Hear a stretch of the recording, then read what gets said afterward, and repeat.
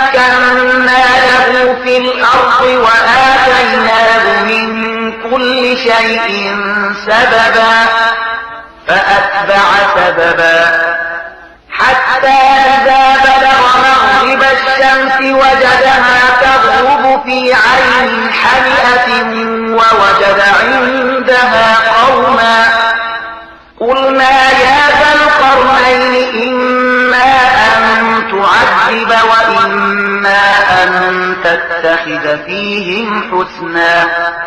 من هغه ته په ځمکه کې قدرت ورکړیو او هر ډول وسایل او اسباب نور بخیو.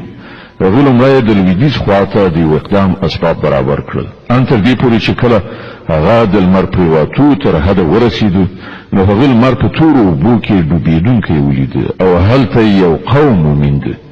موږ وویل ای ذوالقرنینه ته دا وس هم لري چې دوی په تکلیف کړي او دا هم چې ښه چارچلند ورسره وکړي. قال أما من ظلم فسوف نعذبه ثم يرد إلى ربه فيعذبه عذابا نكرا. هغه ویل څوک چې له دوی نه ظلم وکړي موږ به هغه ته سزا ورکړو بیا به هغه د خپل رب لوري ته ورګرځول شي او هغه به ورته لا سخته سزا ورکړي.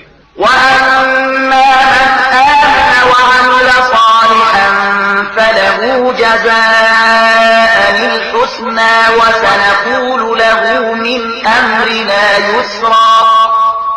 او له دوی نه چې څوک ایمان راوړي او ښه عمل وکړي د هغه لپاره غوره مکافات دی او موږ به ورته اسانه حکمونه ورکړو. ثم أتبع سببا حتى إذا بلغ مطلع الشمس وجدها تطلع على قوم لم نجعل لهم من دونها سترا كذلك وقد أحطنا بما لديه خبرا.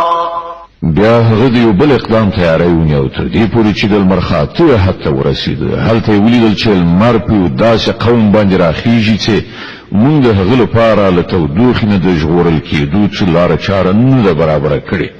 د هغو دغه حال او له ذوالقرنین سره چې څه وو په هغه باندې موږ پوهېدلو. ثم أتبع سببا حتى إذا بلغ بين السدين وجد من دونهما قوما لا يكادون يفقهون قولا.